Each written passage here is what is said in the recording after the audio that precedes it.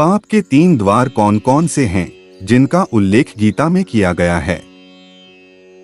परमपिता भगवान श्री कृष्ण कहते हैं कि नरक के 3 द्वार हैं काम, क्रोध तथा लोभ। आत्मा को अधोगति में ले जाने वाले ये तीनों विकार हैं।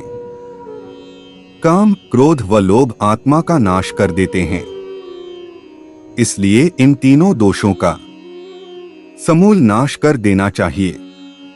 दार्शनिक व यथार्थ व्याख्या: काम वह अग्नि है जिसमें व्यक्ति शुभ व अशुभ तथा सही व गलत का विचार नहीं कर पाता है।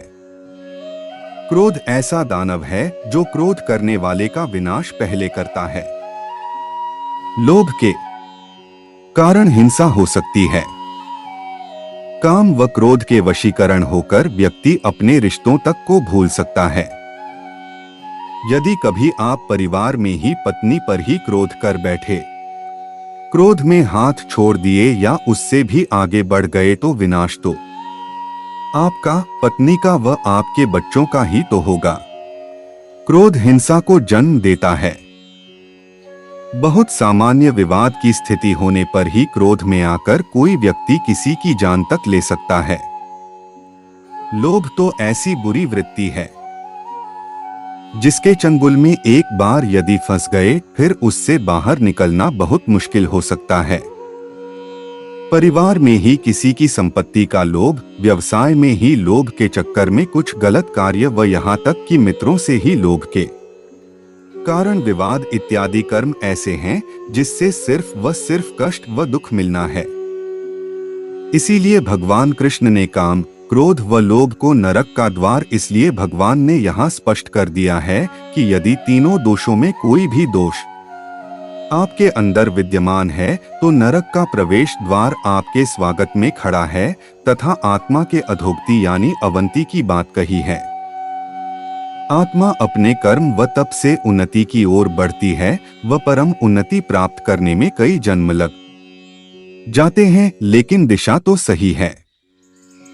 यदि हम इन तीनों का समूल नाश करके भगवान की भक्ति करते हैं तो ईश्वर हमको अपनी अविनाशी भक्ति प्रदान करते हैं। काम यानी लोभ मनुष्य को इंद्रियों के माध्यम से भोगों की ओर खींचता है। जब मनुष्य कामनाओं और आकांक्षाओं के बल पर वश में आता है तो वह अधर्मी कार्यों की ओर प्रवृत्त हो जाता है।